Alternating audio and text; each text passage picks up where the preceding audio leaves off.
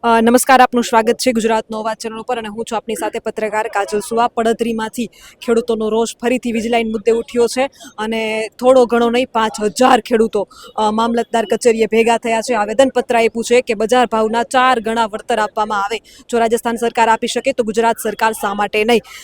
Tractor rally નીકળી મામલતદાર કચેરીએ પહોંચી છે. મારી સાથે સુરેશભાઈ પણ છે. એમણે પણ જે ખેડૂતોનું આખી રેલીનું જે એમનું આયોજન કર્યું છે, આગેવાની કરી છે. સુરેશભાઈ, શું કહેશો?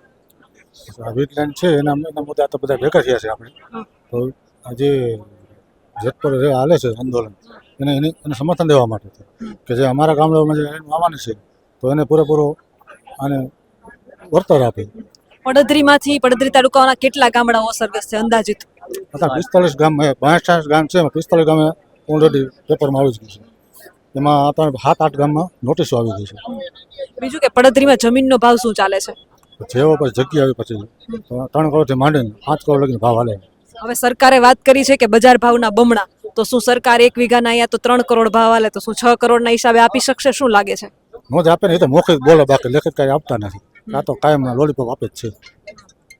તો ખેડૂતોની માંગ શું છે હવે? બસ અમને જેમને માંગ છે પૂરી કરે, ડબલ ભાવને પૈસા આપી દેજો. બજાર ભાવ હાલતી હોય ડબલ પૈસા આપી દે. એના ભાવ તો જિંદગીમાં વધવાના નથી. જે થાંભલો કરી ગયો એ જમીન તો ગઈ આવ બરોબર. આપણને જે બજાર ભાવ હાલે છે એ ડબલ ભાવ આપી દઈએ. બીજું સુરેશભાઈ કે આ પડદરી એટલે તમે સમજો કે રાજકોટના નાક નીચે, અહીંના જમીનોના ભાવ એટલા ઊંચા છે અને ઇન્ડસ્ટ્રીયલ એરિયા આજુબાજુમાં આવે છે. જમીન ખૂબ કિંમતી છે. આ થયા પછી તમારી જમીનમાં એને નહીં થાય, એ તમને કેટલું નુકસાન છે? હું એ જ કીધું ને તમને કે આ થાંભલો નાખી ગયા પછી પૂરું જમીનનું કાંઈ છે જ નહીં. એ જ ગણવાનું છે ને, હું એમ કહું છું. મારે 5 વીઘા જમીન છે. થાંભલો આવે તો ભાઈ મારે વાવવું. 5 વીઘામાં થાંભલો આવે તો 2.5 વીઘા થઈ જાય. 2.5 વીઘા શું કરવાનું? પછી એ લોકોનો ગાડીઓ આવે, રસ્તા આવે, એમ કહે છે 2.5 વીઘા તો તમે અહીં જ લઈ, બીજી 1.5 વીઘા કે પર આવવા જવાનો રસ્તો જ હોય. તો ભાઈ જમીનમાં કરવાનું શું? જીવવાનું કેમ? આપણે ભરણ પોષણ કેવી રીતે કરવાનું કુટુંબનું? એટલે ડિમાન્ડ એટલે એના કરતાં એ લોકો એક કામ કરે, જે ભાવ હાલે એના ડબલ ભાવે જમીન લઈ જ લઈએ. આવી 5 વીઘા જમીનમાં હું થાંભલો નાખીને મને કેટલા આપે? 1 કરોડની જમીન હોય 5 કરોડની, એ લોકો 1 કરોડ આપે. એના કરતાં 3 કરોડ કે 5 કરોડ રૂપિયા દઈ દઈએ એટલે અમે જમીન ખાલી કરી દઈએ.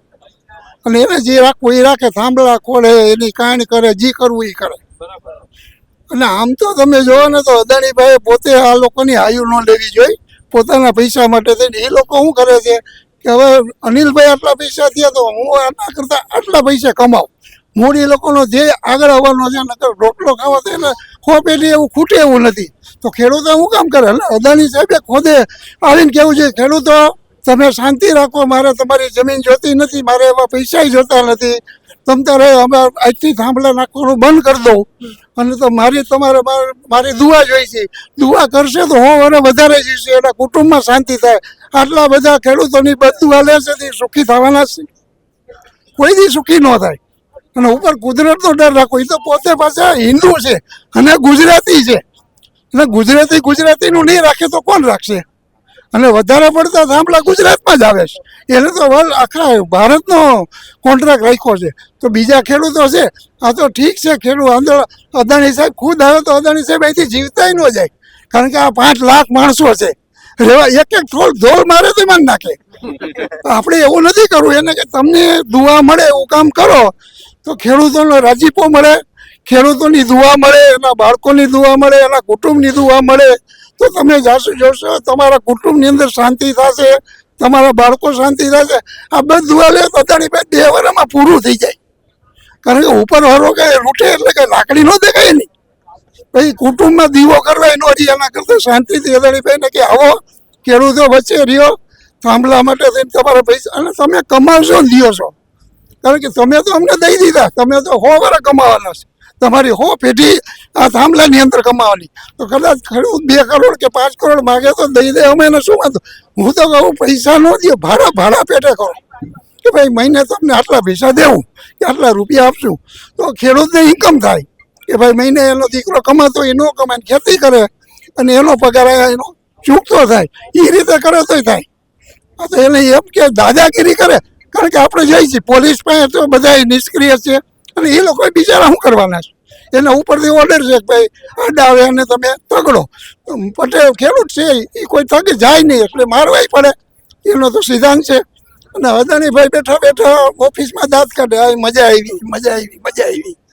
તો આવા પૈસાને ખર્ચે હું એમ કહું. હું તો અદાણી સાહેબને જો મીડિયા પહોંચે તો કહેજો કે ખેડૂતોની દુઆ લઈ લ્યો, અને બીજો ઘણા ધંધા છે કરો ને. અને ગુજરાતમાં ને હું બધે વર્લ્ડ આખામાં દારૂ વેચાય, તમે દારૂનો ધંધો ચાલુ કરી દો, એમાં બહુ સારું છે, સીધા 3 ગણા પૈસા મળે. એને કે દારૂની પેટી અમારા ખટારામાં દારૂનો ખટારાનો આવેલો છે, તમને તું રોકશું નહીં, જવા દે. દારૂ વેચે ને અદાણી સાહેબ ભલે જાય, આખા વર્લ્ડને દારૂ પાવ. અહીંયા ગુજરાતમાં રહેવા દો. ગુજરાતમાં શાંતિ છે, અહીંયા બધા આધ્યાત્મિક બાજુ વાળા છે, બધા દેવ દર્શન કરવાવાળા છે. અને બધા તમે જોવો ને તો મંદિરે એટલે તમે આ શ્રાવણ મહિનામાં જોવો 11 એક મંદિરમાં ગરદી હોય છે. એ લોકો ભગવાન પાસે એટલી પ્રાર્થના કરશે ને તો એ અદાણી સાહેબનું પૂરું થઈ જાય. એટલે અમારી વિનંતી એ અદાણી સાહેબને મેસેજ મોકલો કે તમે શાંતિ રાખો અને ખેડૂતોની દુઆ લઈ લ્યો, એવી વિનંતી છે. કાજલબેન કહેજો. તમે જોઈ રહ્યા છો કે ખેડૂતો વિનંતી અને આજીજી ઉપર ઉતરી આવ્યા એટલા માટે, કારણ કે જેતપુરમાં આંદોલન કરી લીધું, કોંડમાં ચપ્પલો તોડીને મીડિયા તરીકે દોડ્યા, ખેડૂતોએ ઠેર ઠેરથી રોષ વ્યક્ત કર્યો. આટલા બધા ગામડેથી જે છે આંદોલનો, સહકારો, રેલીઓ નીકળી, પણ એની 50% અસર દેખાય છે. એ વાતનો આનંદ તો છે, ચોક્કસથી છે કે 50% અસર તો દેખાય છે, પણ ખેડૂતોને પોતાનો હક જોઈએ છે, ભીખ નથી જોતી. આ ખેડૂતોના શબ્દો છે કે ભીખ નહીં, અમારો કાયદેસરનો જે હક છે ને એ અમને આપવામાં આવે. આના વિશે તમારું શું કહેવું છે? તમારા મંતવ્ય કમેન્ટ કરીને જરૂરથી જણાવજો. કેમેરામેન રાજ પરમાર સાથે હું પત્રકાર કાજલ સુવા. આપ જોઈ રહ્યા હતા ગુજરાતનો અવાજ, પડદરી, રાજકોટથી.